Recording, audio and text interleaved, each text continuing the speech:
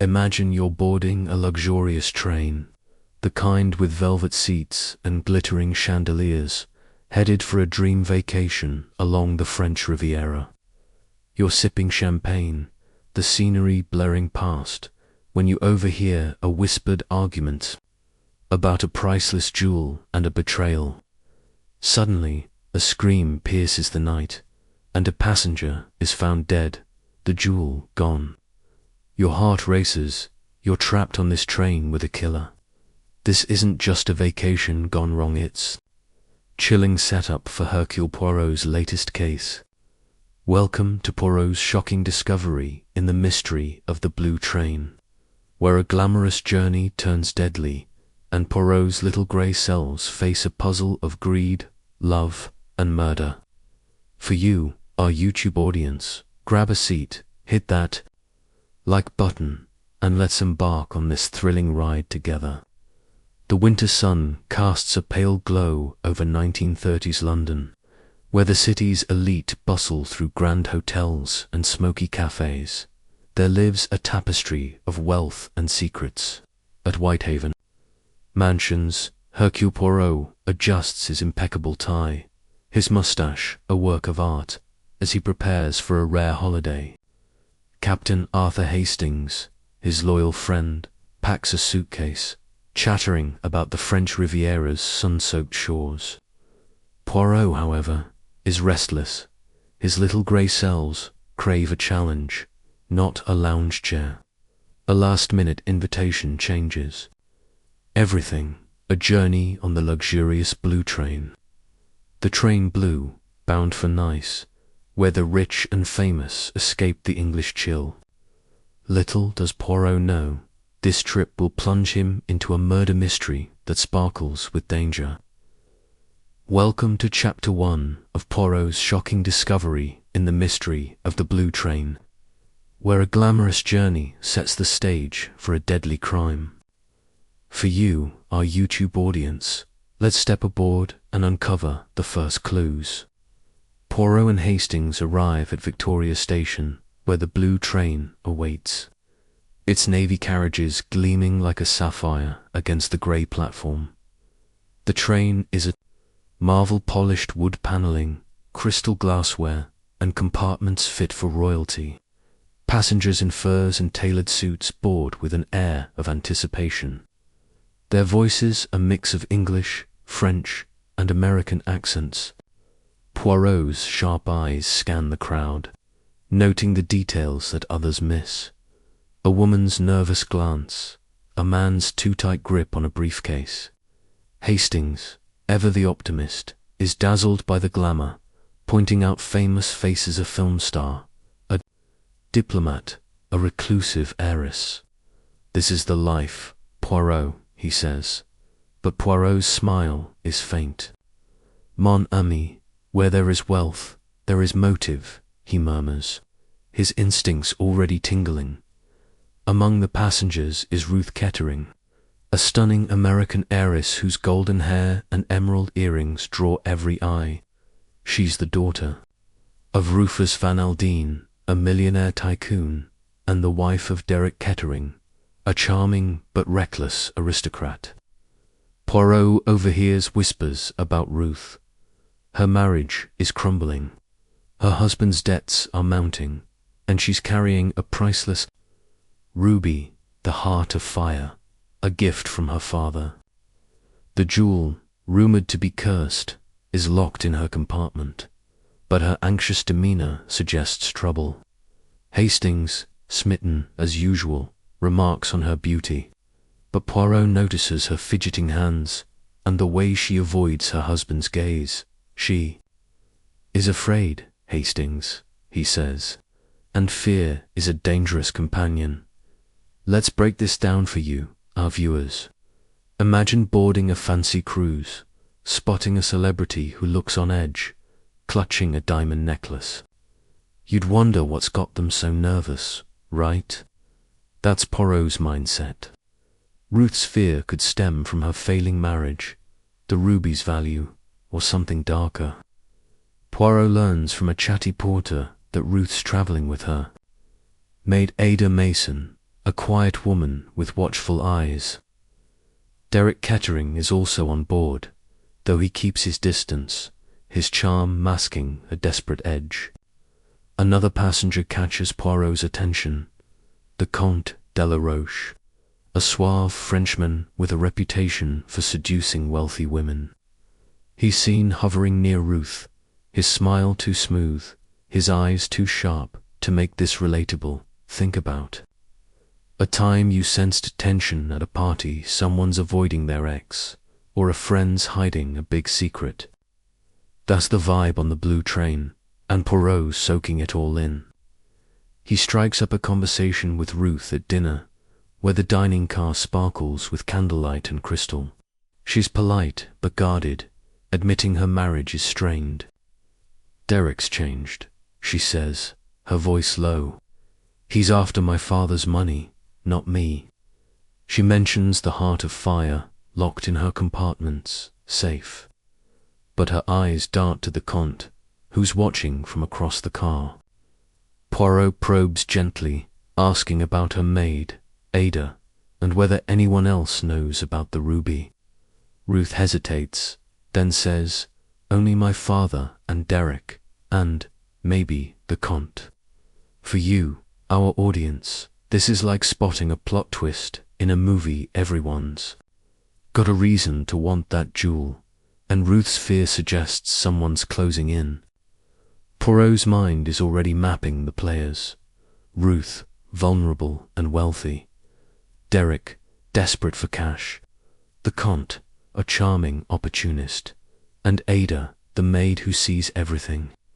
He also notices a quiet Englishwoman, Catherine Grey, a former governess who inherited a fortune and is travelling for the first time. Her calm demeanour contrasts with the train's tension, but Poirot senses she's observant, perhaps a witness in waiting. Hastings, predictably, is charmed by Catherine's understated grace, but Poirot's focus is on the ruby and the danger it attracts. As the train speeds through the French countryside, Poirot overhears a heated exchange outside Ruth's compartment. It's Derek, his voice sharp, arguing with someone, possibly Ruth or the Comte. "You can't keep it from me," Derek snaps, before storming off. Poirot files this away, wondering if Derek's after the heart of fire or something more personal. The train's opulence feels like a facade, hiding motives of greed and betrayal. Poirot decides to keep a close eye on Ruth's compartment, sensing the ruby is a magnet for trouble. He instructs Hastings to mingle, hoping his friends knack, for gossip will uncover more. "Be my eyes, mon ami," Poirot says, "but do not trust the smiles. Let's dive into a practical example for you, our viewers. Imagine you're at a fancy event, noticing someone guarding their purse like it's gold. You'd start asking questions: who's watching them? What's at stake? Poirot's doing the same, using observation to spot cracks in the passengers' facades. Ruth's fear, Derek's anger, the Comte's charm, and Ada's silence are all clues. The heart of fire, with its rumoured curse, is more than a jewel, it's a motive, drawing greed like moths to a flame. Poirot's holiday is over before it began. The blue train is a rolling stage for a crime he can feel coming. The chapter closes with Poirot and Hastings retiring to their compartments, the train's rhythm lulling the passengers, but not Poirot's mind. The heart of fire, Ruth's fear, and the shadowy figures around her spell danger. "This journey, Hastings," Poirot says, his voice low, "is not too nice, but to a truth most perilous." The blue train speeds on, its luxury hiding a brewing storm. What's next? In Chapter 2, a scream in the night shatters the train's glamour, and Poirot faces a crime that changes everything. Will he uncover the truth before the killer strikes again? Keep watching to find out. And if you're loving this dive into Poirot's world, give this video a thumbs up, hit subscribe, and drop a comment below with your thoughts on who's after the ruby. Let's keep unraveling this mystery together.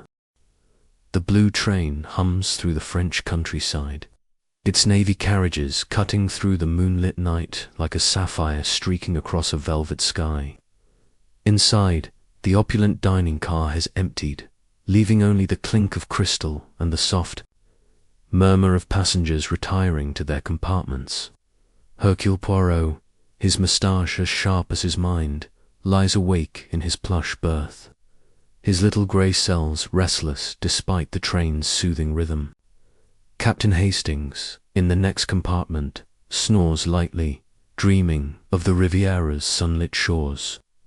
But the glamour of the train blue is about to shatter.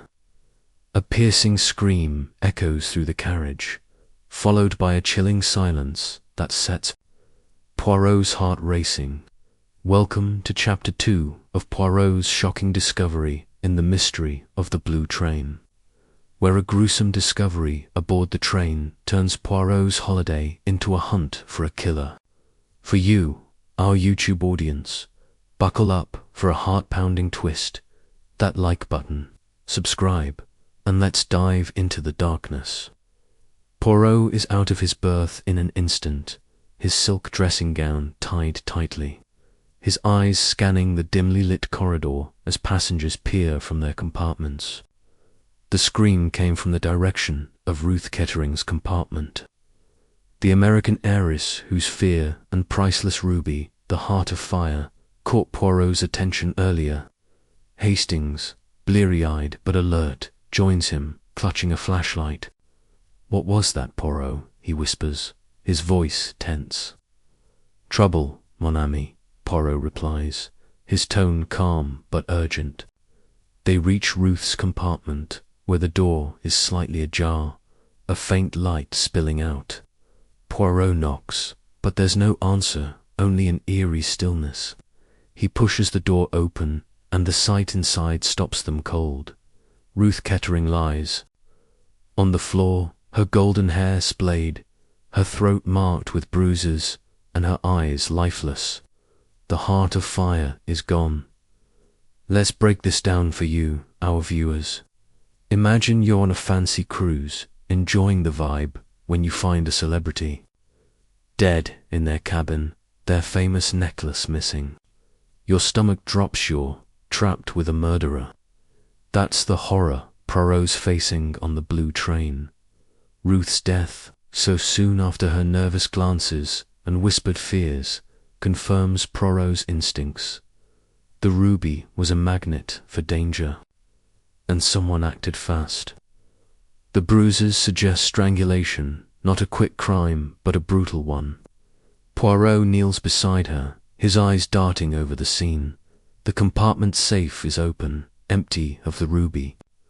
A glass of wine is tipped over, staining the carpet, and a single pearl earring lies near Ruth's hand, not matching the emerald she wore at dinner.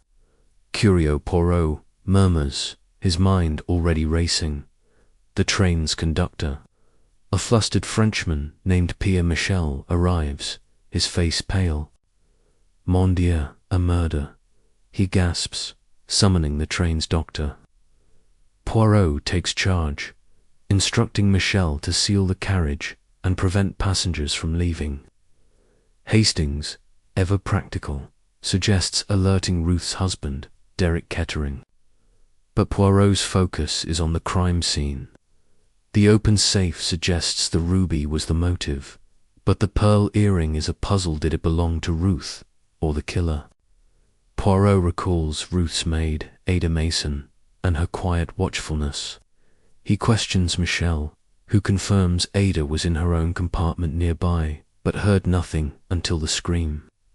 She was devoted to Madame, Michel says, but Poirot's not. So sure, devotion can hide deception. For you, our audience, let's make this relatable. Think about a time you were at a party and something went missing. Everyone's a suspect. But one odd detail, like a stray key, points to the thief. That's Poirot's approach with the earring. He suspects it's a clue to the killers. identity perhaps dropped in a struggle. He examines the compartment further, noting a faint smudge of powder on the door handle face powder, perhaps suggesting a woman's presence. The wine glass, half empty, hints at a visitor Ruth trusted, as no one would drink with a stranger on a train.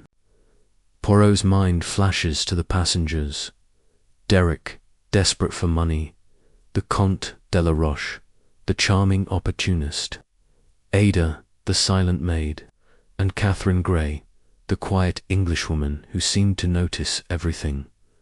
Poirot seeks out Derek Kettering, finding him in the smoking car, his face haggard but his eyes dry. "Ruth's dead," he says, his voice flat. "I suppose you think I did it."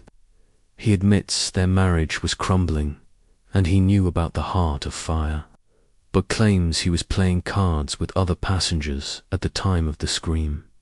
His alibi is shaky, and his casual demeanor raises Poirot's suspicions. Monsieur Poirot says, "Your wife feared for her life. Did you give her reason?" Derek laughs bitterly, denying any violence, but admits he argued with Ruth about money that evening. "She wouldn't help me," he says, "and now she's gone." Poirot notes his lack of grief. Could Derek have killed for the ruby, or to free himself from a failing marriage? Let's dive into a practical example for you, our viewers. Imagine you're investigating a theft at work. Someone's taken a prized item, and the main suspect claims they were elsewhere, but their story doesn't add up. That's Derek's situation. Poirot's method is to observe not just words, but emotions or lack thereof. He questions Ada Mason next, finding her in her compartment, her face pale but composed. She claims she was asleep until the scream, then found Ruth's door open and raised the alarm, but her hands tremble, and Poirot notices a pearl earring in her pocket, matching the one in Ruth's compartment. "Mademoiselle," he says, his voice gentle but piercing, "where is your other earring?" Ada stammers, claiming she lost it, but her eyes betray fear. To connect this to you, our audience, it's like spotting a friend with a suspicious item after a theft. They swear it's theirs, but the timing's off. Poirot's not ready to accuse Ada, but the earring and powder smudge make her a suspect. He also considers the Comte de la Roche, whose flirtations with Ruth were obvious. The Comte, found in the dining car, is all charm, claiming he was drinking with a diplomat at the time of the murder. His alibi is stronger, but his interest in Ruth and the ruby makes him a player. Catherine Grey, the quiet Englishwoman, approaches Poirot, offering a clue. She saw a man in a dark coat near Ruth's compartment before the scream. Not Derek or the Comte. He moved quickly, she says, like he didn't want to be seen. For you, our viewers, this is like a plot twist in a thriller. Every clue shifts the suspect list. Poirot's mind races. The dark-coated man could be a new player, or one of the known suspects in disguise. The powder, the earring, and the wine glass suggest a woman's involvement, but the strangulation points to strength, possibly a man's. He hypothesizes Ruth let someone into her compartment, shared a drink, and was attacked when her guard was down. The ruby's theft was the goal, but the murder feels personal. Poirot decides to inspect the train staff, suspecting the conductor, Pierre Michel, might know more. His access to all compartments is too convenient. The chapter closes with Poirot and Hastings in the dining car, the train's rhythm a stark contrast to the chaos of murder. The heart of fire is gone, Ruth is dead, and the killer roams the blue train. "We are in a cage, Hastings," Poirot says, his eyes gleaming, "but Hercule Poirot will find the beast within." What's next? In Chapter 3, Poirot uncovers a shocking detail about the ruby. and a new suspect emerges from the shadows. Will he catch the killer before they strike again? Keep watching to find out. And if you're loving this dive into Poirot's world, give this video a thumbs up, hit subscribe, and drop a comment below with your guesses about who killed Ruth. Let's keep unraveling this mystery together. The blue train barrels through the French night. Its luxurious carriages a stark contrast to the grim reality of murder within. Hercule Poirot stands in the corridor outside Ruth Kettering's compartment, his sharp eyes scanning the scene where the American heiress was found strangled, the priceless heart of fire ruby stolen from her safe. The scream that shattered the train's glamour still echoes in Poirot's mind, as do the clues: a pearl earring, a smudge of face powder, a spilled wine glass, and a mysterious man in a dark coat seen by Catherine Grey. Captain Hastings hovers nearby, his face pale, as passengers whisper nervously behind their compartment doors. The train is a gilded cage, and a killer is among them. Welcome to Chapter 3 of Poirot's shocking discovery in the mystery of the blue train, where Poirot uncovers a shocking detail about the ruby and a new suspect emerges from the shadows. For you, our YouTube audience, hold tight for a twist that deepens the mystery. Hit that like button, subscribe, and let's chase the truth together. Poirot's little grey cells are in overdrive, piecing together the puzzle of Ruth's death. The strangulation suggests a personal motive, while the stolen ruby points to greed. Derek Kettering, Ruth's estranged husband, has a flimsy alibi and a desperate need for money, making him a prime suspect. Ada Mason, Ruth's maid, was caught with a matching pearl earring, her nervous denials raising red flags. The Comte de la Roche, Ruth's charming suitor, has an alibi but a reputation for chasing wealth. Catherine Grey, the observant Englishwoman, mentioned a man in a dark coat, while the conductor, Pierre Michel, has access to every compartment. Poirot's instincts tell him the ruby is the key, but the earring and powder suggest a woman's involvement, complicating the picture. This is no simple theft, Hastings, Poirot says, his voice low. There is passion here, and betrayal. Let's break this down for you, our viewers. Imagine you're at a fancy gala, and someone's stolen a priceless heirloom right after. A fight breaks out. You'd start connecting the dots: who was near the scene, who's acting cagey. That's Poirot's game. He begins by investigating the heart of fire, meeting with Rufus Van Aldine, Ruth's millionaire father, who's just boarded the train at a stop in Paris, alerted by telegram about his daughter's death.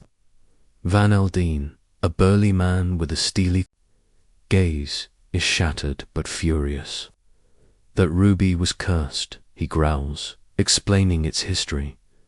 A gift from a Russian noble, said to bring death to its owners. He gave it to Ruth to celebrate her independence from Derek, but now suspects it drew a thief or worse. Find who did this, Poirot, he demands. I'll pay anything.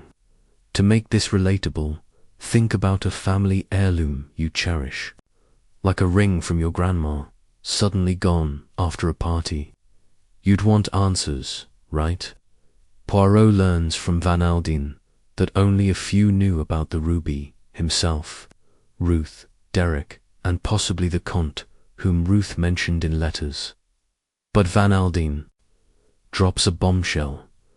He recently hired a private investigator to tail Derek, suspecting him of infidelity and gambling debts. The investigator's report, tucked in Van Aldine's briefcase, mentions Derek meeting a mysterious woman in London, not Ruth, days before the train journey.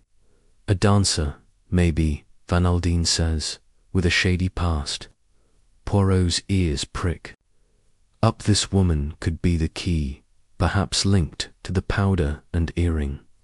For you, our audience, This is like finding a text on a friend's phone that hints at a secret meeting.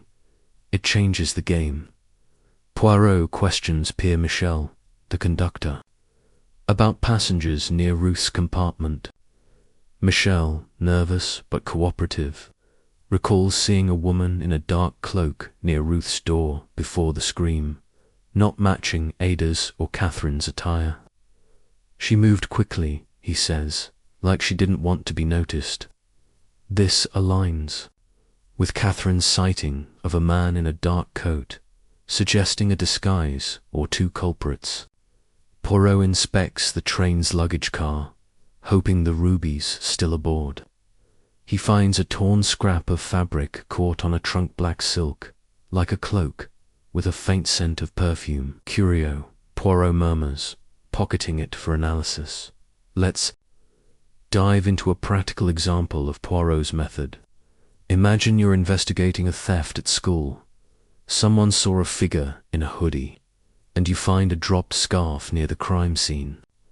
Poirot's doing the same with the silk scrap. It could belong to the cloaked woman, possibly the dancer Van Aldine mentioned. He questions Ada Mason again, pressing her about the earring. She admits losing one, but swears she was in her compartment. Not Ruth's, her story holds, but her fear suggests she knows more. Poirot then seeks out the Comte de la Roche, finding him in the dining car, his charm unshaken despite the murder.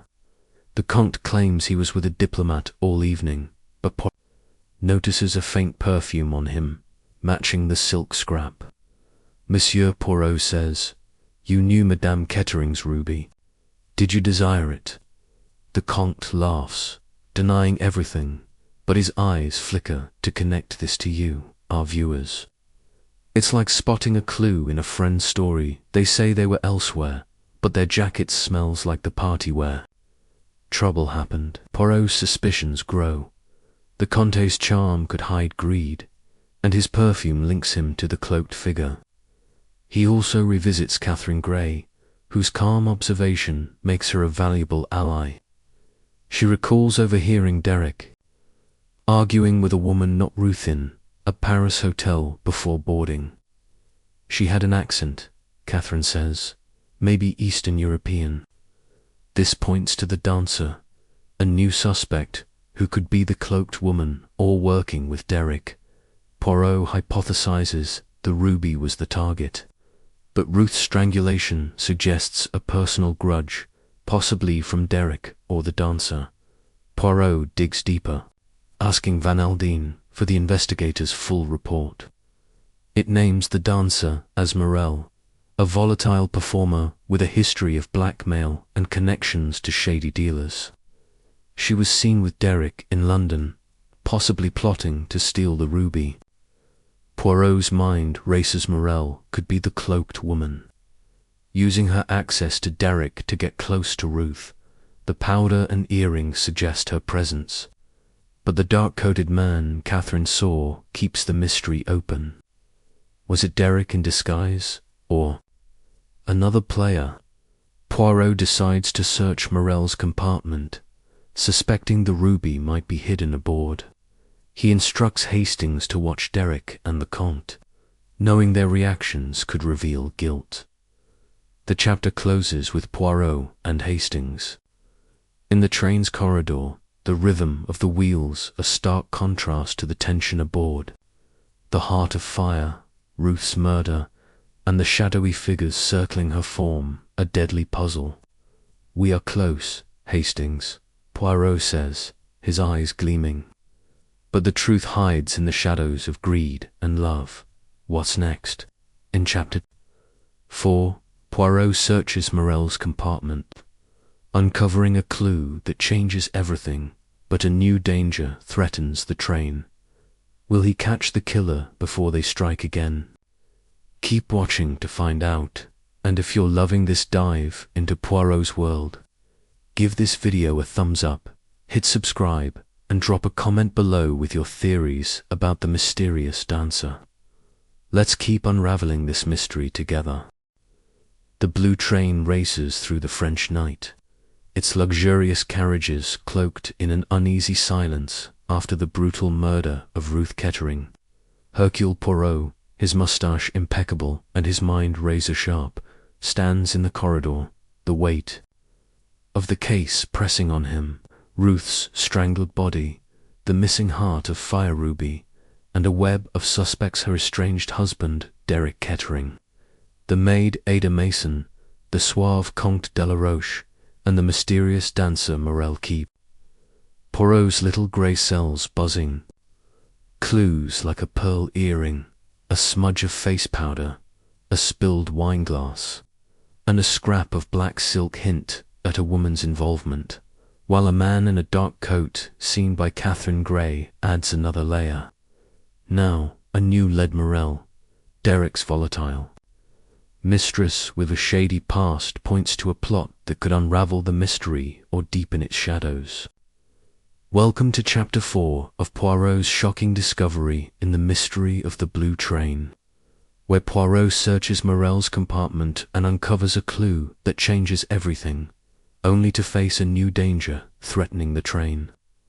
For you, our YouTube audience, get ready for a heart-racing twist. Hit that like button, subscribe, and let's dive deeper into this glittering mystery. Poirot's plan is clear. Search Mirelle's compartment for the heart of fire or any trace of her involvement. In Ruth's death, the train's opulent velvet curtains, polished brass, and soft lighting feels like a stage for deception, and Poirot is determined to pull back the curtain. Captain Hastings, ever loyal, follows him, his flashlight casting long shadows as they move through the sleeping carriage. Poirot's mind is a whirlwind of details. The pearl earring found near Ruth's body, matching one in Ada's pocket. The face powder on the door handle. The black silk scrap with a hint of perfume. And Catherine's sighting of a man in a dark coat. Mirelle, identified by Ruth's father, Rufus Van Aldine, as Derek's mistress, could be the cloaked woman Michelle. Saw her Eastern European accent aligning with Catherine's clue. This dancer, Hastings, Poirot says, his voice low, she is a spark in this powder keg. We must find her. Let's break this down for you, our viewers. Imagine you're investigating a theft at a fancy party. Someone swiped a priceless watch, and you've got a lead on a guest with a sketchy reputation. You'd check their bag, right? That's Poirot's move. He and Hastings reach Mirelle's compartment, where the conductor, Pierre Michel, grants access, his hands trembling slightly. Inside, the space is a whirlwind of glamour silk scarves, perfume bottles, and a vanity littered with makeup. Poirot's eyes dart to a locked jewelry case, but before he can open it, he spots a clue, a black cloak, folded in a trunk, with a tier matching the silk scrap from the luggage car. The scent of perfume, sharp and floral, matches the scrap, tying Mirelle to the scene. Mon Dieu, Poirot murmurs, she was there. To make this relatable, think about finding a friend's scarf at a place they swore they never visited. It's a red flag. Poirot searches further, finding a hidden compartment in the vanity. Inside is a letter, half burned, with the words, "Meet me tonight," in Derek's handwriting. This is a bombshell for you, our audience. It links Derek and Mirelle directly to the murder night. Poirot hypothesizes they planned to steal the ruby, with Mirelle entering Ruth's compartment, disguised in the cloak, possibly using the wine to lower Ruth's guard before strangling her. The pearl earring could be Mirelle's, dropped in the struggle, and the powder smudge fits her theatrical flair. But the man in the dark coat keeps Poirot guessing. Was it Derek or someone else? Poirot questions Mirelle, finding her in the dining car, her dark eyes flashing with defiance. She's a vision in a crimson dress, her accent thick as she denies knowing Ruth. "I'm just a dancer," she says, tossing her hair, "not a killer." But when Poirot mentions the cloak and letter, her bravado falters. Derek wrote to me, yes, she admits, but it was about money, not murder.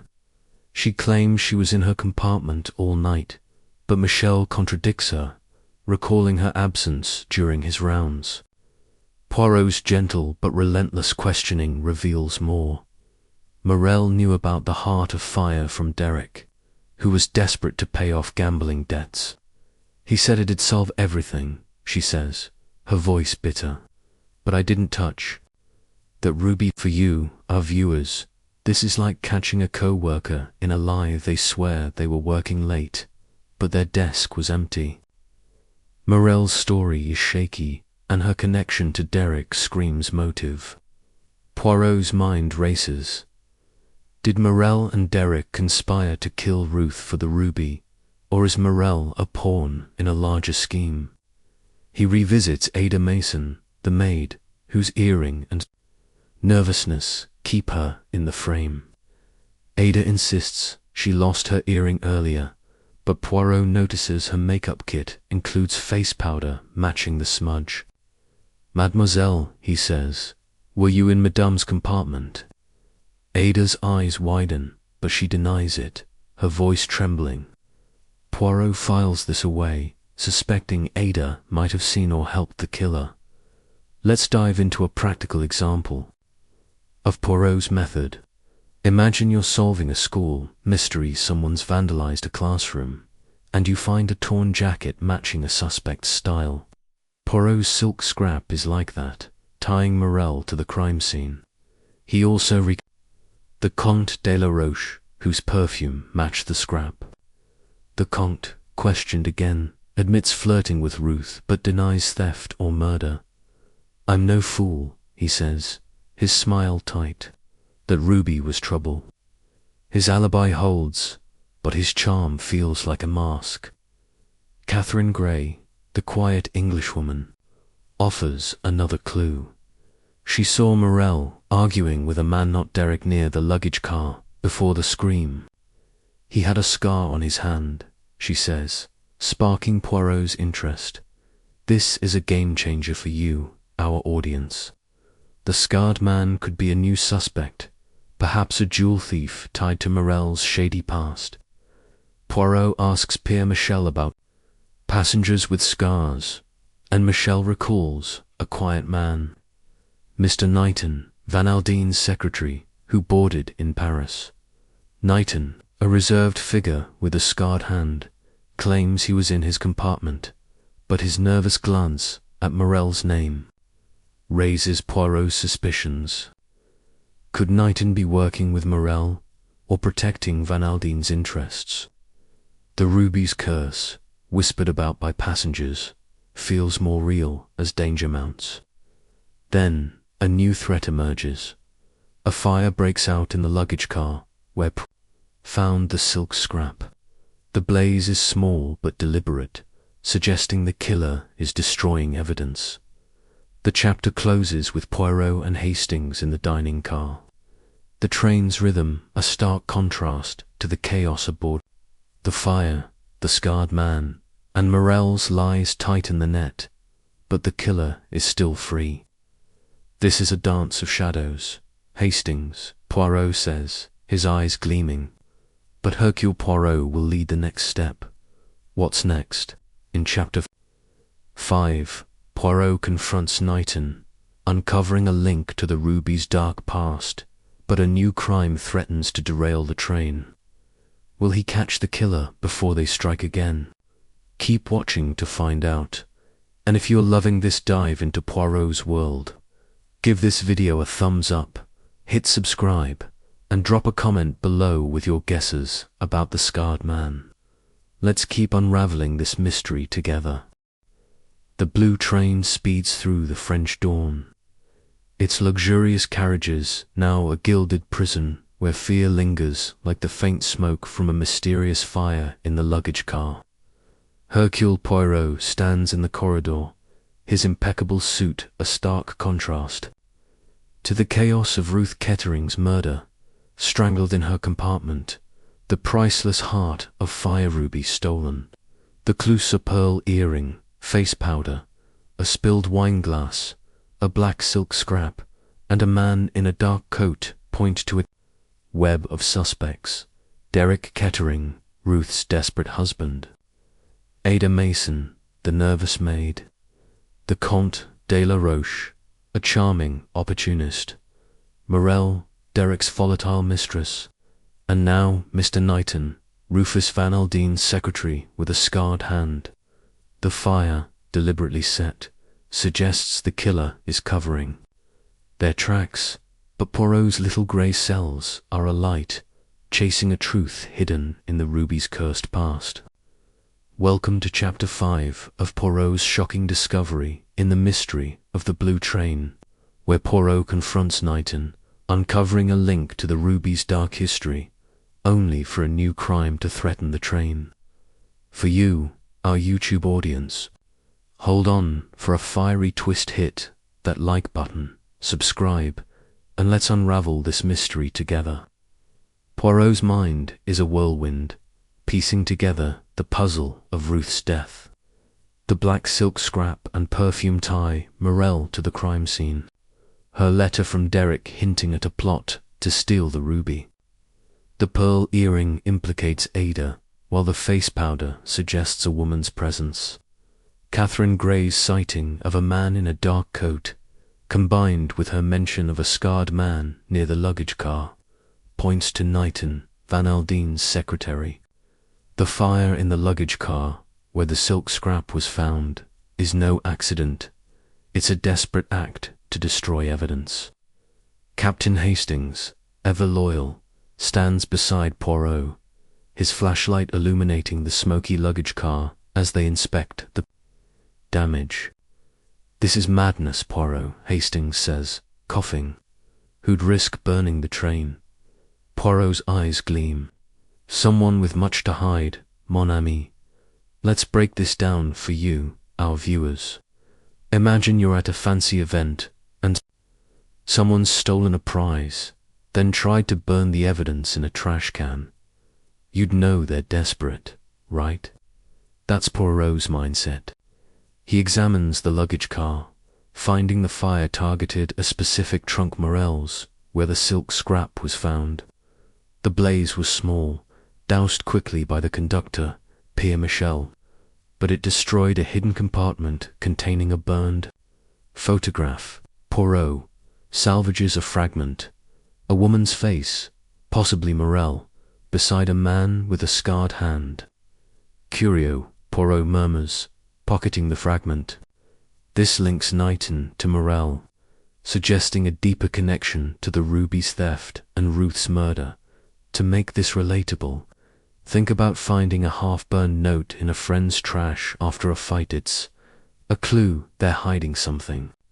Big Poirot decides to confront Knighton, suspecting his scarred hand and quiet demeanor mask a dangerous role. He finds Knighton in the dining car, his face calm but his eyes wary as he sips coffee. "Monsieur Poirot," begins, his voice gentle but piercing. "You were seen near the luggage car, and your hand, it is distinctive." Knighton stiffens, admitting he was checking Van Aldine's luggage, but denies starting the fire. When Poirot shows the burned photograph, Knighton's composure cracks. "That's old," he says, his voice tight. "From years ago, in Russia." He claims he knew Mirelle briefly, before working for Van Aldine, but swears he had no part in Ruth's death. For you, our audience, this is like catching a co-worker with a photo linking them to a suspect they're in deeper than they admit. Knighton reveals the ruby's dark past. It was stolen from a Russian noble, passing through black market dealers before Van Aldine bought it. Mirelle knew its history, Knighton says. She danced in those circles, always chasing wealth. This ties Mirelle to the ruby's curse, suggesting she targeted Ruth to reclaim it, possibly with Knighton's help. Poirot's mind races. The photograph places Knighton and Mirelle together, and the fire suggests they're covering tracks. But the pearl earring and powder keep Ada in the frame, and Derek's desperation can't be ignored. Poirot questions Rufus Van Aldine again, seeking more on Knighton. Van Aldine, still reeling from Ruth's death, trusts his secretary but admits Knighton's past is vague. He came recommended, Van Aldine says, but he's private, never mentioned Russia. This fuels Poirot's suspicions. Connection to Mirelle and the ruby's origins could make him a conspirator. Poirot revisits Ada, pressing her about the earring and powder. She admits using face powder but insists she was asleep during the murder. Her fear is palpable, and Poirot notices a bruise on her wrist, as if someone grabbed her. "Mademoiselle," he says, "who threatened you?" Ada's eyes dart away, but she remains silent, deepening Poirot's belief she's hiding a witness or a role. Let's dive into a practical example for you. Our viewers, imagine you're investigating a school prank. Someone saw a suspect near the scene, and a burned note points to their friend. Poirot's burned photograph is like that, linking Knighton and Mirelle. He hypothesizes Mirelle and Knighton planned the theft, with Mirelle entering Ruth's compartment in the cloak, strangling her when she resisted. Knighton, as the dark-coated man, could have started the fire to destroy evidence, but Ada's bruise and the earring suggest she saw something or helped. Poirot also reconsiders the Comte de la Roche, whose perfume matched the silk scrap. The Comte, questioned again, admits knowing Mirelle from Paris salons, but his alibi holds firm. Then, a new crime shakes the train. Pierre Michel reports a passenger's compartment ransacked, belonging to Catherine Gray. Her modest luggage is torn apart, but nothing's missing except a small notebook where she jotted observations. "I wrote about the man with the scar," she tells Poirot, her voice steady. "Someone didn't want me to keep it. This is a game changer for you. Our audience sits like a hacker deleting your texts after you spot a clue." The ransacking suggests the killer is targeting witnesses, and Catherine's calm makes her a threat. Poirot suspects Knighton or Mirelle, but Derek's anger and Ada's fear keep them in play. The ruby, still missing, feels like a ticking bomb aboard the train. The chapter closes with Poirot and Hastings in the dining car. The train's rhythm a tense undercurrent to the mounting danger. The burned photograph, Ada's bruise, and Catherine's ransacked compartment tighten the net, but the killer is steps ahead.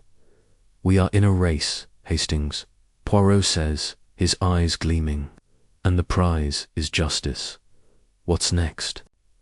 In Chapter 6, Poirot sets a trap for Mirelle, but a shocking discovery about the ruby's curse shifts the case. Will he catch the killer before they strike again?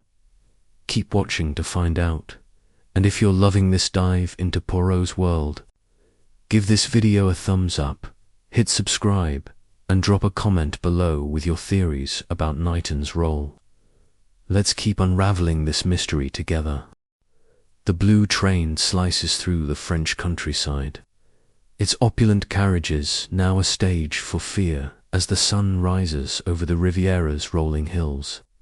Hercule Poirot, his mustache a beacon of precision, stands in the dining car, his little grey cells buzzing with the weight of Ruth Kettering's murder.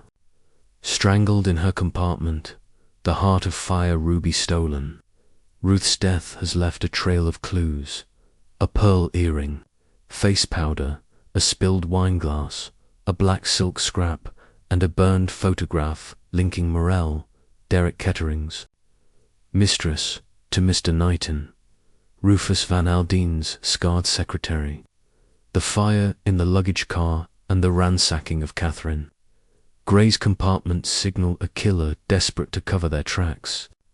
Suspects swirl in Poirot's mind: Derek's debts, Ada Mason's nervous lies, The Comte de la Roche's charm, Mirelle's volatility, and Knighton's shadowy past. Welcome to Chapter 6 of Poirot's shocking discovery in the mystery of the Blue Train, where Poirot sets a trap for Mirelle, only for a shocking discovery about the ruby's curse to shift the case. For you, our YouTube audience, brace for a pulse-pounding turn. Hit that like button, subscribe, and let's dive deeper into this deadly mystery. Poirot's strategy is bold. Lure Mirelle into revealing her role by staging a confrontation. Burned photograph, showing her with Knighton, ties them to the ruby's dark history, while the silk scrap and perfume place her near Ruth's compartment. The ransacking of Catherine's notebook suggests the killer fears her observations, particularly about the scarred man. Captain Hastings, ever eager, watches Poirot with anticipation as they plan the trap. "We must be clever, mon ami," Poirot says, his voice steady. Mirelle is a dancer. She performs. She deceives. We will use her stage against her. He instructs Pierre Michel, the conductor, to spread a rumor among the staff. Poirot has found the heart of fire hidden in the train's dining car, and he'll reveal its location tonight. The bait is set to draw Mirelle or her accomplice into action. Let's break this down for you, our viewers. Imagine you're solving a theft at a party. You spread a rumor that you found the stolen item to see who panics. That's play. He and Hastings position themselves in the dining car, where crystal glitters under soft lights and passengers murmur nervously about the murder. Poirot watches the suspects. Derek, brooding over a whiskey. Ada, hovering near the staff. The Comte, charming a diplomat. And Catherine, calmly sipping tea, her eyes sharp. Mirelle enters, her crimson dress a blaze of confidence, but her gaze darts to Poirot. He nods politely, dropping a hint about the ruby's discovery to Michel, loud enough for Mirelle to overhear. Her fingers tighten on her glacetel. Poirot doesn't miss to make this relatable. Think about a time you tested a friend's honesty, maybe hinting you found their lost phone to see their reaction. Mirelle's tension suggests guilt, but Poirot needs more. He questions Catherine Gray, whose ransacked notebook makes her a target. She recalls another detail. The scarred man near the luggage car carried a small case, like a jeweler's kit. This sparks Poirot's interest. Knighton could be a thief with tools to handle the ruby. He confronts Knighton in his compartment, showing the burned photograph. "Monsieur, you knew Mademoiselle Mirelle in Russia," Poirot says, his eyes piercing. Knighton's face hardens, admitting a brief acquaintance tied to the ruby's black market days. "I left that life," he says, "when I joined Van Aldine." But his scarred hand trembles, betraying fear. For you, our audience, this is like catching a co-worker with a sketchy past.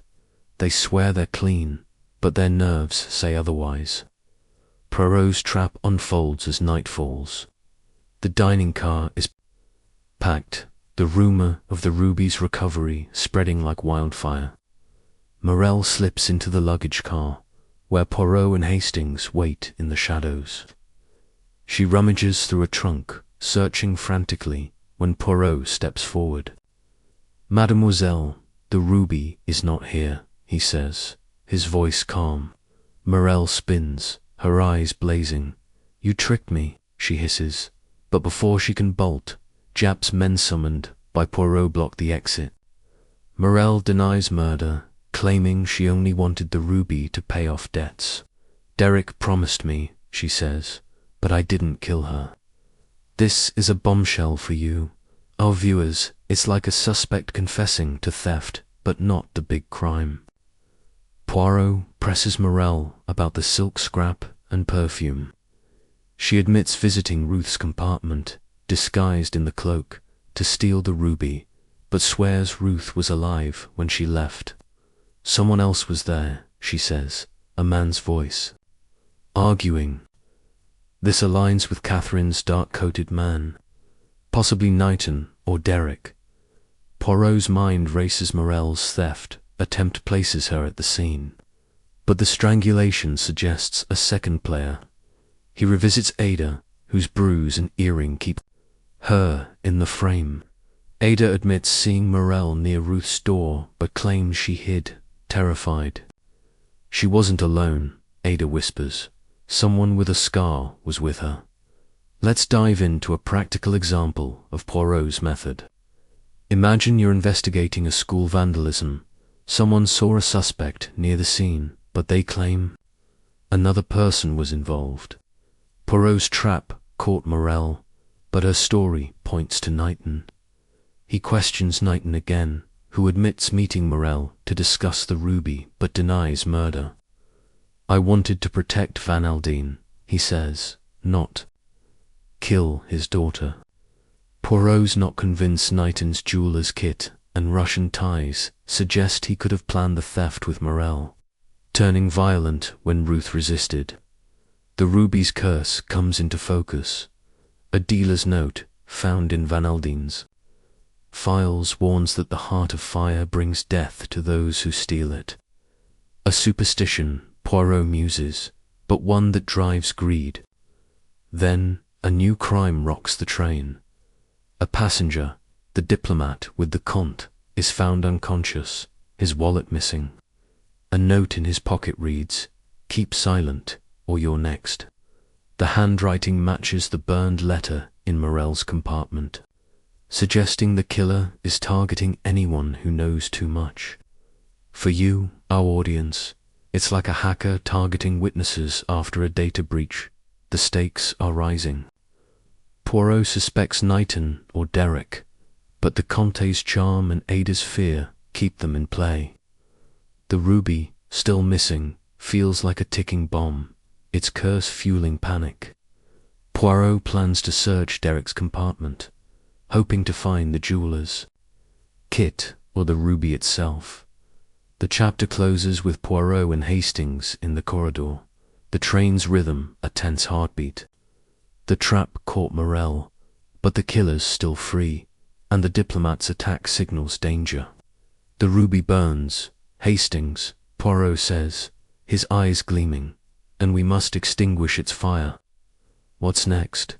In Chapter 7, Poirot searches Derek's compartment, uncovering a link to the killer, but a betrayal threatens to derail his trap. Will he catch the murderer before they strike again? Keep watching to find out.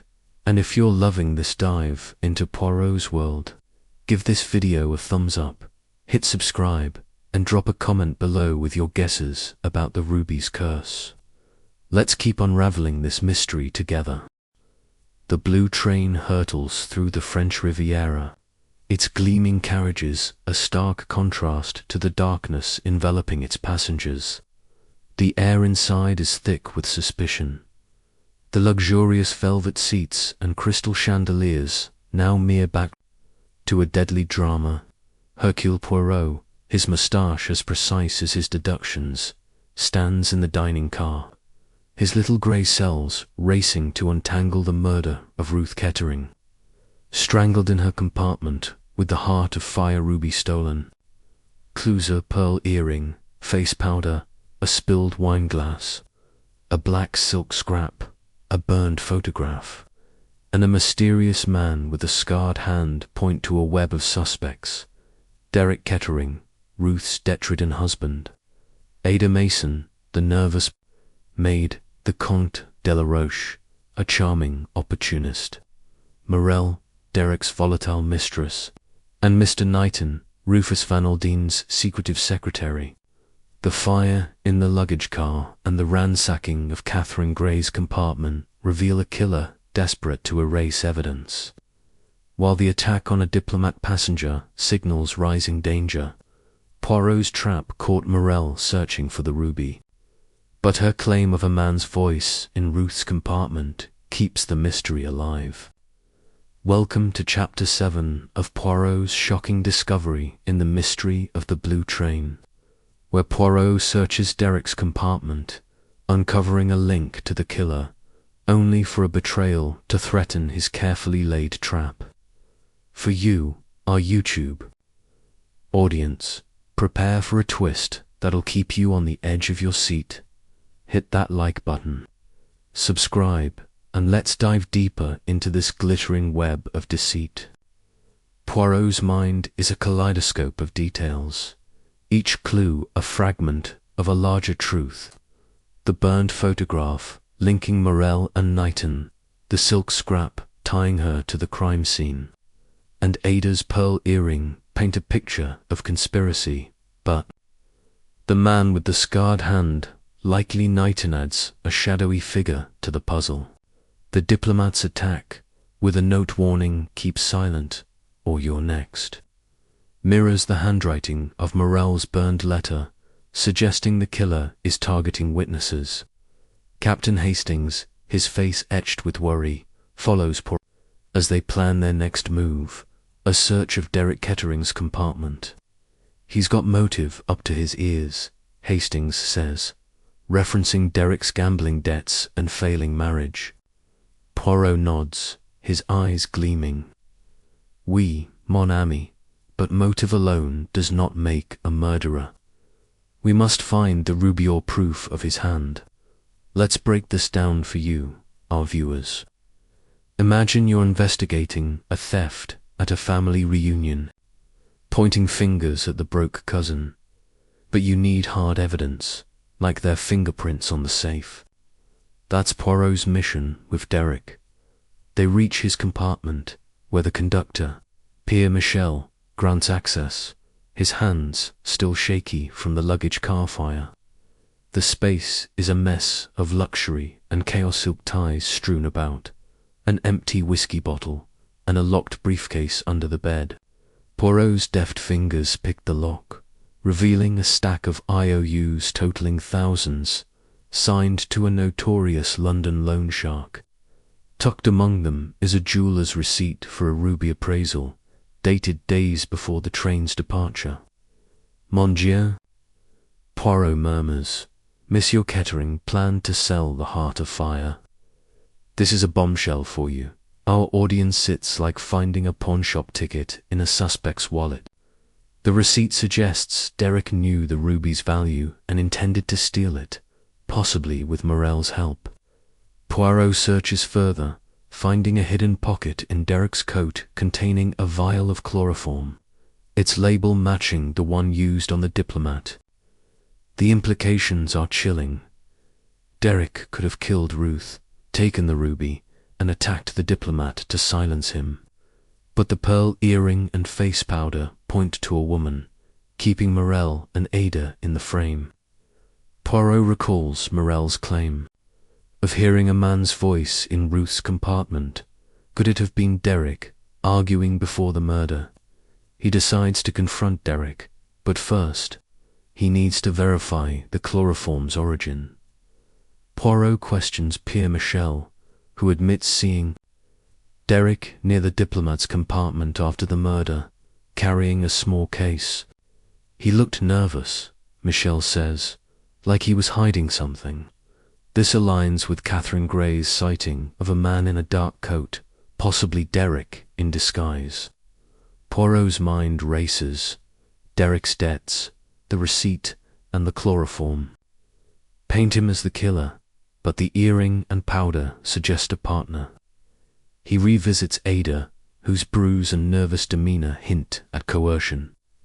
"Mademoiselle Poirot," says, his voice gentle but firm, "who grabbed your wrist. Was it Monsieur Kettering?"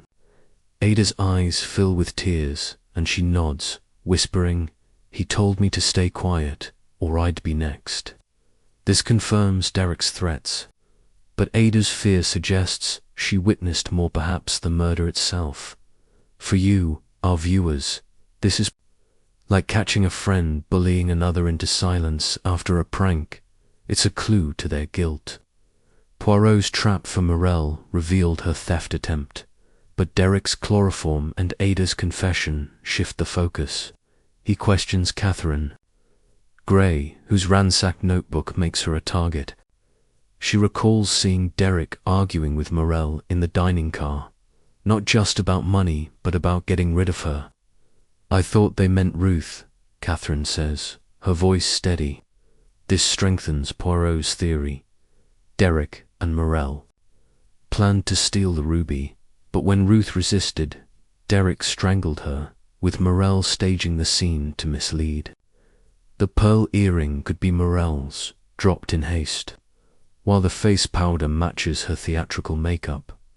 Let's dive into a practical example of Poirot's method. Imagine you're solving a school mystery. Someone's stolen a trophy, and you find a suspect's backpack with a matching key and a threatening note.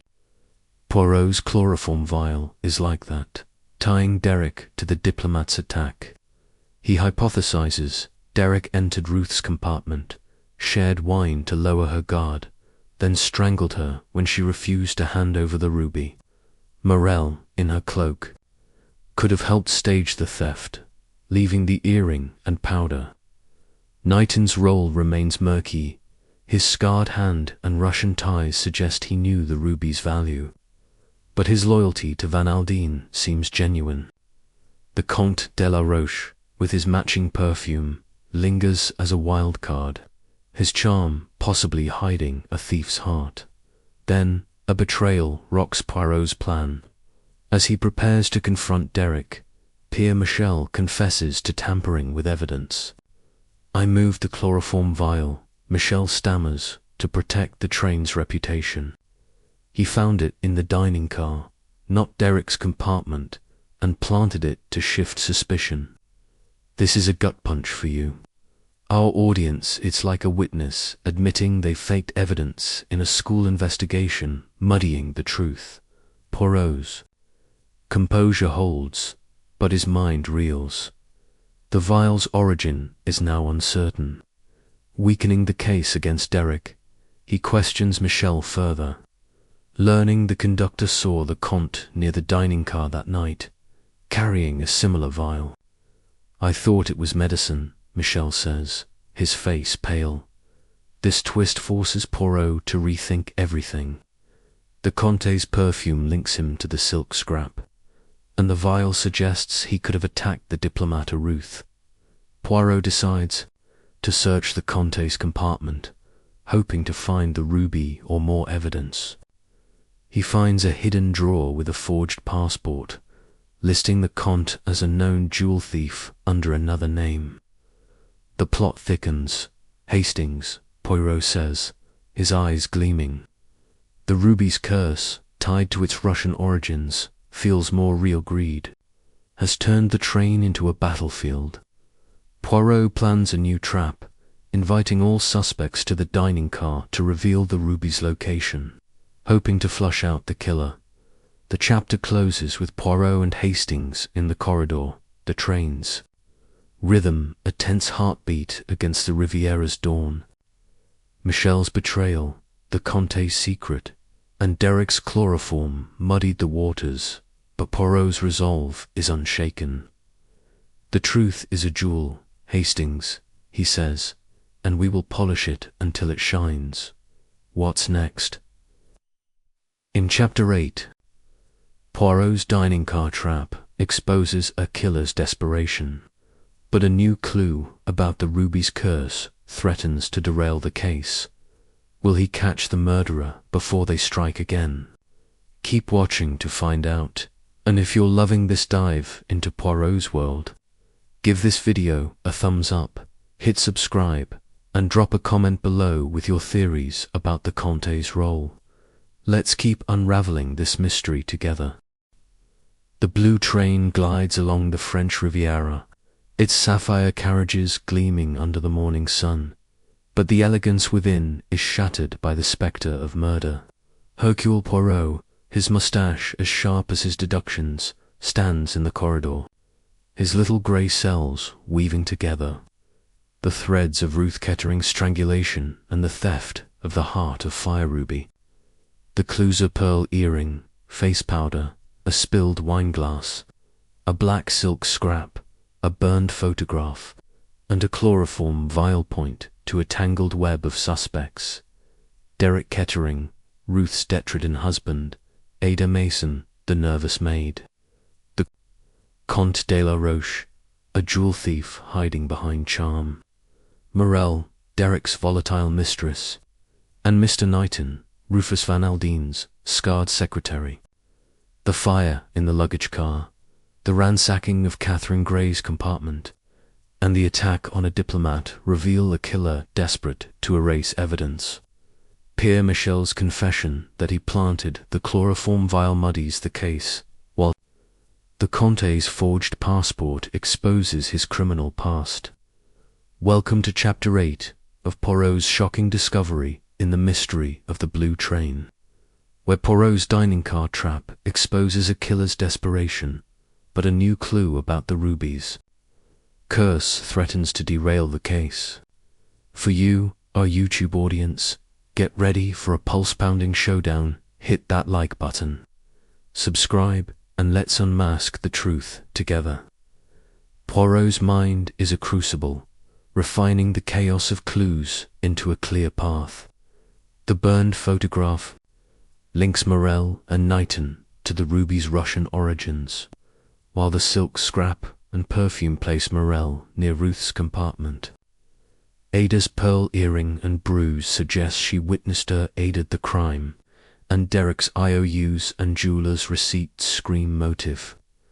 The Comte's forged passport confirms he's a thief, and his perfume ties him to the silk scrap. Michel's betrayal, planting the chloroform vial, complicates the evidence, but the diplomat's attack keeps silent, or you're next, shows the killer's fear of exposure.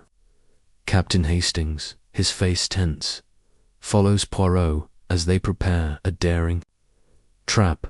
We'll catch them tonight, Hastings, Poirot says, his voice calm but intense.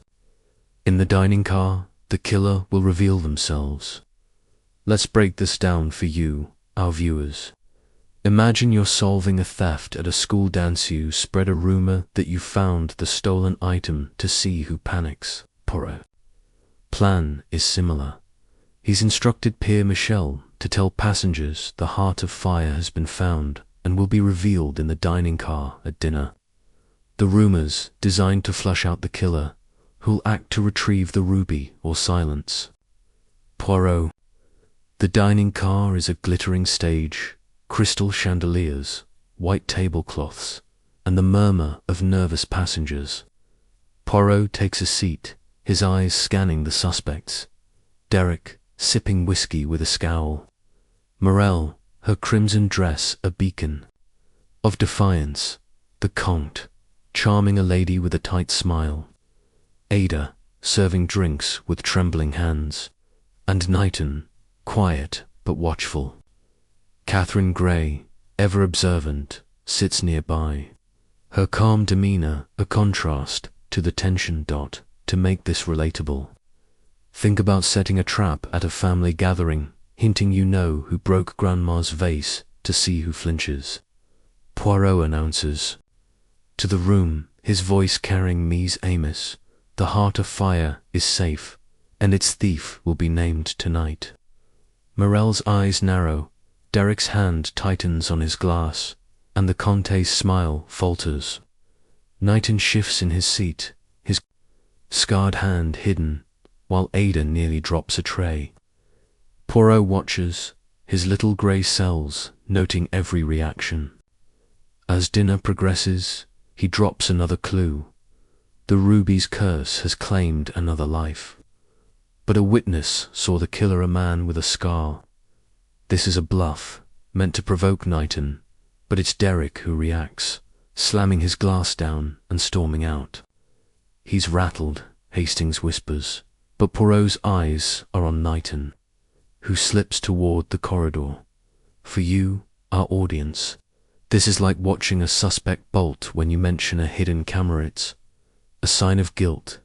Poirot signals Jap's men, stationed discreetly, to follow Derek, but he trails Knighton himself, suspecting the secretary's calm is a mask.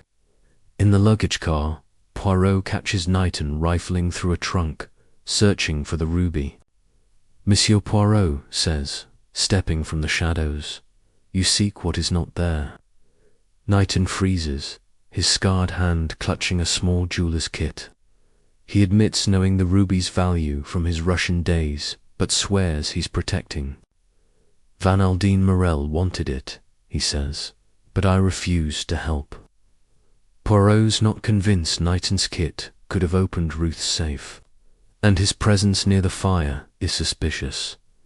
Let's dive into a practical example of Poirot's method. Imagine you're investigating a school pranks. Someone saw a suspect near the scene, and you catch them digging through a locker for evidence. Knighton's jeweller's kit is like that, tying him to the theft. Poirot questions him about the photograph with Mirelle, and Knighton reveals a bombshell. The ruby's curse isn't superstition, it's a code among thieves. In Russia, he says, the heart of fire was a signal for a syndicate to target its owner. Mirelle, he claims, was part of that syndicate, and Ruth's death was a planned hit to reclaim the ruby for a buyer. This shifts the case for you, our viewers. It's like discovering a stolen phone was part of a bigger scam. Poirot suspects Mirelle and Knighton worked together, but Derek's reaction and Ada's bruise keep them in play. Poirot returns to the dining car, where Mirelle confronts him, her eyes blazing. "You're playing games, monsieur," she hisses, denying the murder but admitting she tried to steal the ruby. "Derek promised me half," she says, "but he was there when Ruth died." This points the finger at Derek, but Poirot notices Ada eavesdropping, her face pale. He pulls her aside, pressing her about the bruise. Ada breaks, admitting Derek threatened her to stay silent after she saw him leave Ruth's compartment. "He had blood on his cuff," she whispers, "and the ruby in his hand." This is a game changer, but before Poirot can act, a new clue emerges. A passenger finds a hidden note in the dining car, written in the Comte's elegant script. "The ruby is mine. Stop searching." For you, our viewers, this is like finding a text from a suspect claiming the stolen goods. It's bold and dangerous. The Comte's note suggests he's the mastermind, using Mirelle and Derek as pawns. Poirot confronts the Comte, who laughs off the note as a prank, but his perfume matching the silk scrap betrays him. Poirot's trap has stirred the hornets' nest, but the ruby's still missing, and the killer's desperation is growing. He revisits Catherine, who reveals she saw the Comte near Ruth's compartment before the scream, carrying a small case. "It rattled," she says, "like jewels." Poirot's mind races. The Comte could have killed Ruth, taken the ruby, and orchestrated the fire and attacks to cover his tracks. The chapter closes with Poirot and Hastings in the corridor. The train's rhythm a tense pulse as the Riviera's lights flicker outside. The Comte's note, Ada's confession, and Knighton's syndicate revelation tighten the net, but a betrayal looms. The ruby's curse is greed, Hastings, Poirot says, his eyes gleaming, and it will lead us to the killer. What's next? In Chapter 9, Poirot sets a final trap, confronting all suspects. But a shocking act of violence threatens to derail the train. Will he unmask the murderer before it's too late? Keep watching to find out.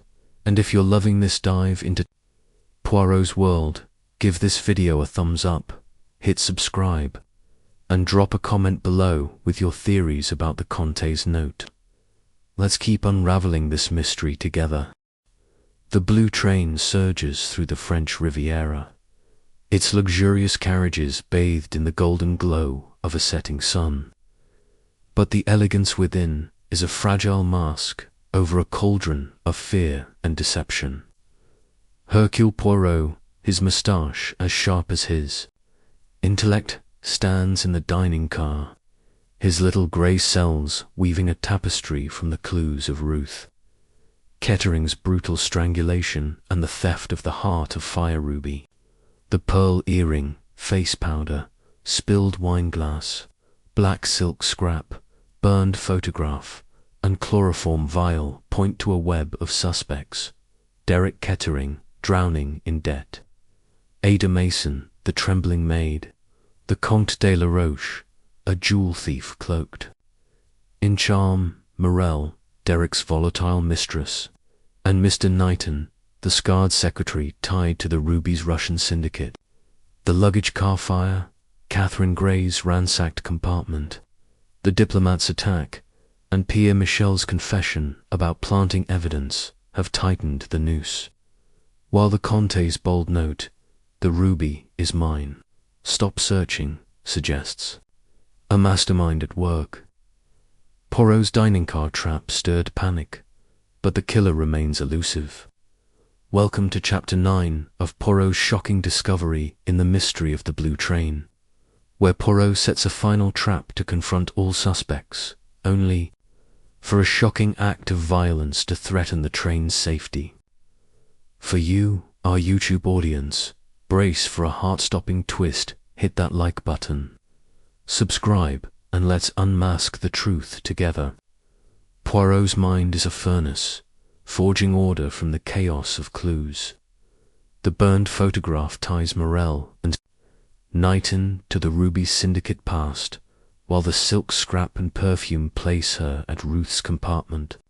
Ada's pearl earring and bruise, coupled with her confession about Derek's blood-stained cuff, point to his presence at the murder. The Comte's forged passport and note scream audacity, and his perfume links him to the crime scene. The diplomat's attack and Catherine's ransacked notebook show a killer silencing witnesses, while Michel's tampering muddies the evidence. Captain Hastings, his face etched with tension, watches Poirot plan a final showdown. "We'll gather them all." "Hastings," Poirot says, his voice steady. In the dining car, the killer will betray themselves. He instructs Pierre Michel to summon the suspectoric, Mirelle, the Comte, Ada, and Knighton for a revelation about the ruby. Let's break this down for you, our viewers. Imagine you're solving a theft at a school reunion.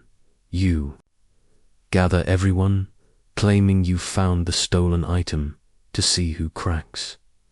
That's Poirot's strategy. The dining car is a glittering arena, its chandeliers casting shadows as passengers dine nervously. Poirot stands at the center, his presence commanding as the suspects file in. Derek, his eyes bloodshot. Mirelle, her crimson dress defiant. The Comte, his smile tight.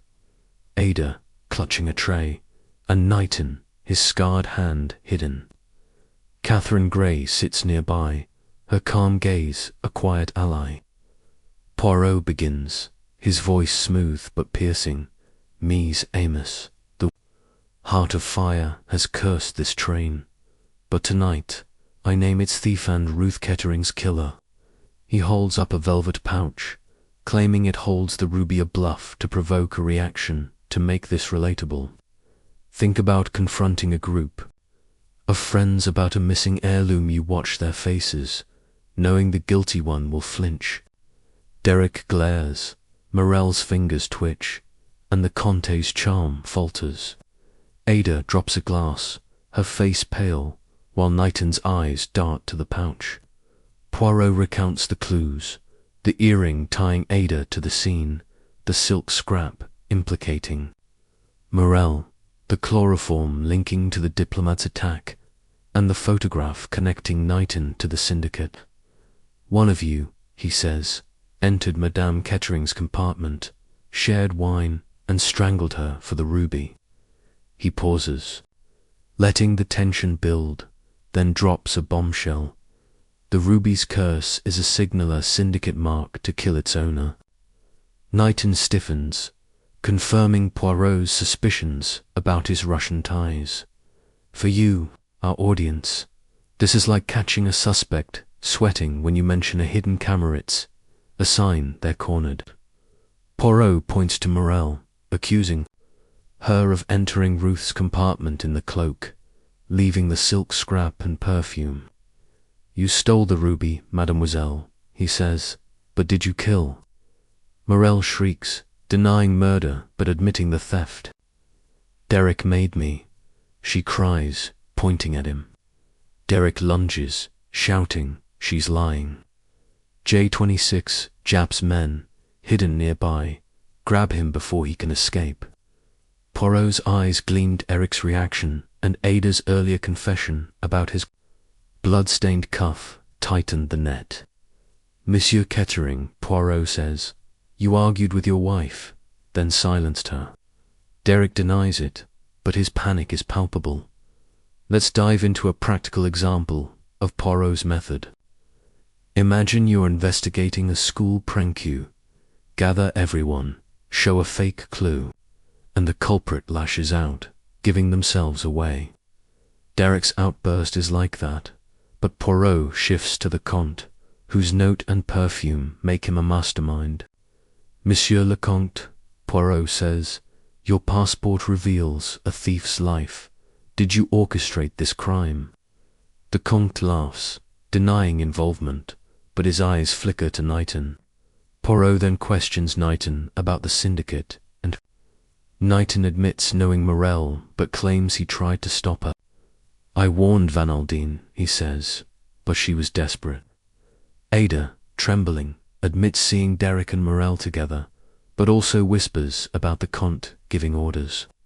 He was in charge, she says, her voice breaking. This is a game changer. For you, our viewers, it's like a friend pointing to the real mastermind behind a scam. Poirot's trap is working, but a sudden act of violence shatters the scene. As he accuses the Comte, a knife flashes. Mirelle, in a panic, pulls a blade from her purse, aiming for Poirot.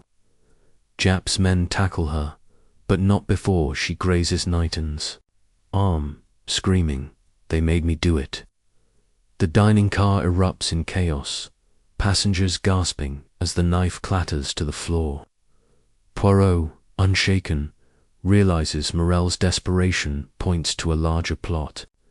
The ruby, still missing, is the key, but the Comte's calm and Knighton's wounds suggest a deeper conspiracy. Ada's bruise and fear hint she's a pawn, possibly coerced by the Comte or Derek. Poirot searches Mirelle's purse, finding a coded note, deliver the heart to C, nice. C could be the Comte, confirming his role as the syndicate's leader. He questions Ada again, who breaks down, admitting the Comte threatened her family to ensure her silence. He wanted the ruby, she sobs, and Ruth's death was the price. This ties the Comte to the murder, with Derek and Mirelle as his tools. Poirot hypothesizes the Comte planned the hit, using Derek's debts and Mirelle's greed, staging the strangulation to look personal while Mirelle took the ruby. The pearl earring was hers, dropped in haste, and the powder matched her makeup. Knighton, despite his syndicate past, seems to have tried to protect Ruth, explaining his presence near the luggage car. The chapter closes with Poirot and Hastings in the corridor. The train's rhythm, a tense pulse as the Riviera's lights fade. Mirelle's attack, the Comte's note, and Ada's confession bring the truth closer. But the ruby's absence and the syndicate's reach spell danger. The final act approaches. Hastings, Poirot says, his eyes gleaming, and Hercule Poirot will take the stage. What's next? In Chapter 10, Poirot unveils the killer in a dramatic showdown, but a final twist risks everything. Will he catch the murderer before they escape? Keep watching to find out, And if you're loving this dive into Poirot's world, give this video a thumbs up, hit subscribe, and drop a comment below with your guesses about the Comte's plan. Let's keep unraveling this mystery together. The blue train glides toward Nice, its sapphire carriages shimmering under the Riviera's twilight, but the glamour within is a brittle facade, masking a deadly truth. Hercule Poirot, his mustache a symbol of precision, stands in the dining car, his little grey cells poised to unravel the murder of Ruth Kettering, strangled for the heart of fire ruby. The clue-spell earring, face powder, spilled wineglass, black silk scrap, burned photograph, and chloroform vial have woven a web around Derek Kettering. Ada Mason, the Comte de la Roche, Mirelle, and Mr. Knighton, the luggage car fire. Catherine Gray's ransacked notebook, the diplomat's attack, and Pierre Michel's tampering revealed a desperate killer, while Mirelle's knife attack and the Comte's coded note delivered the heart to see, nice point to a syndicate plot.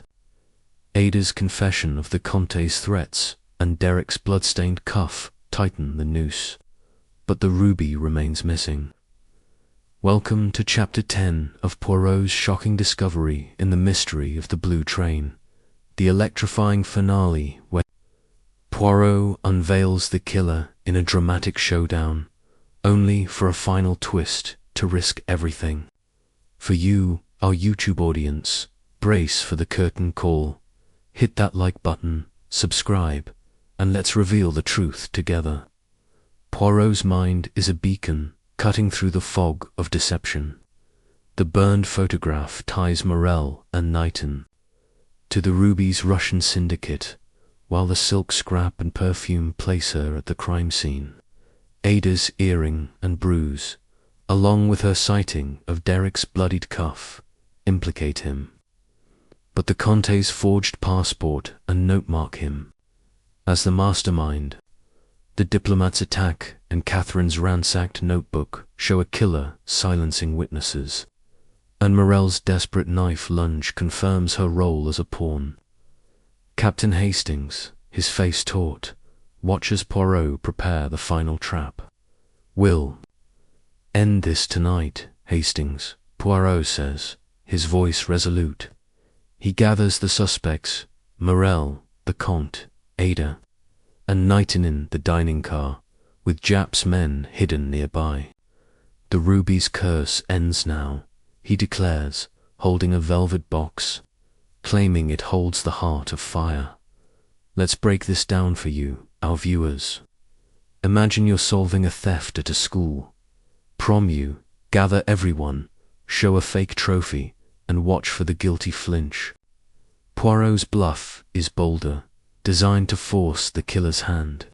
The dining car is a glittering stage, chandeliers casting shadows as passengers whisper nervously.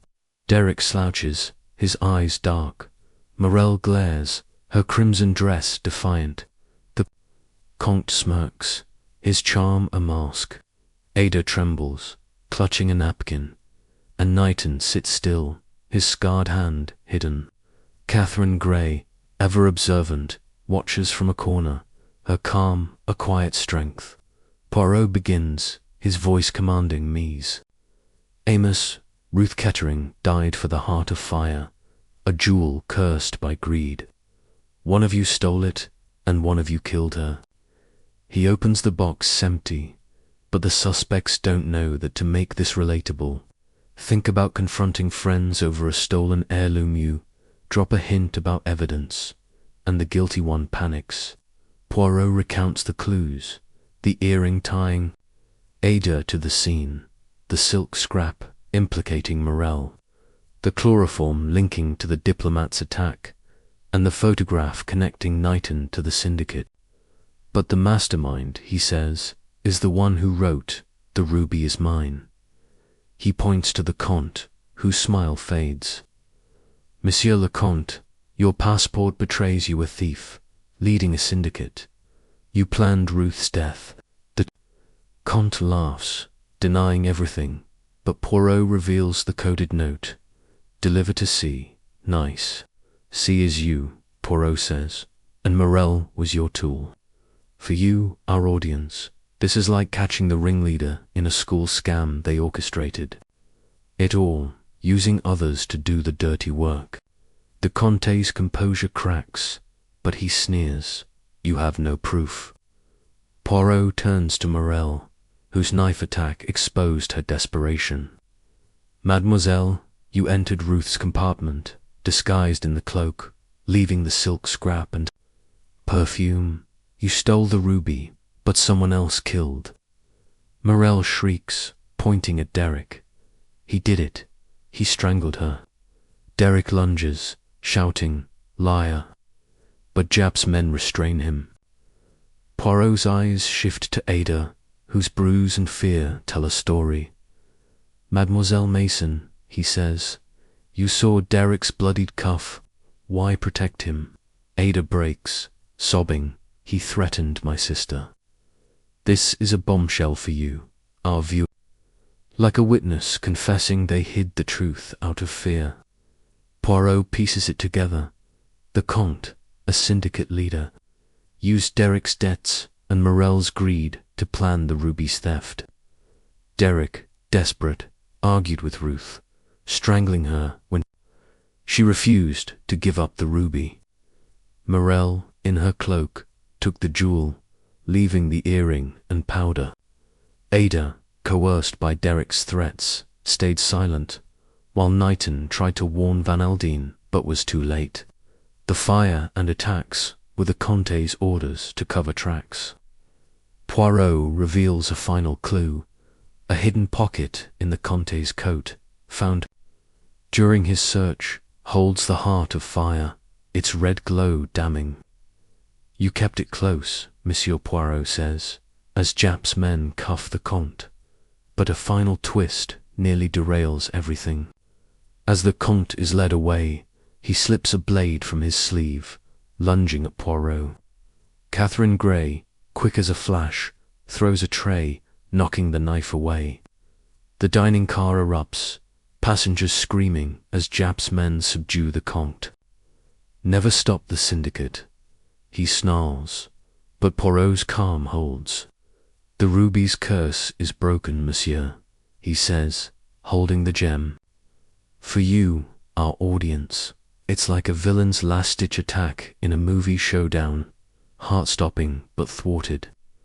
The Comte orchestrated the murder, using Derek's violence and Mirelle's theft, while Ada and Knighton were caught in the crossfire.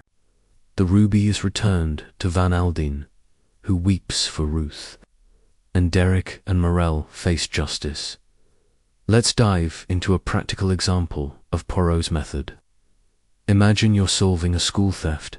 You gather everyone, show a fake clue, and the mastermind betrays themselves with a desperate move.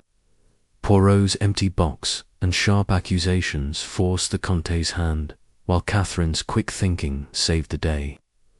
The pearl earring was Mirelle's, the powder her makeup, and the chloroform the Comte's tool to silence witnesses.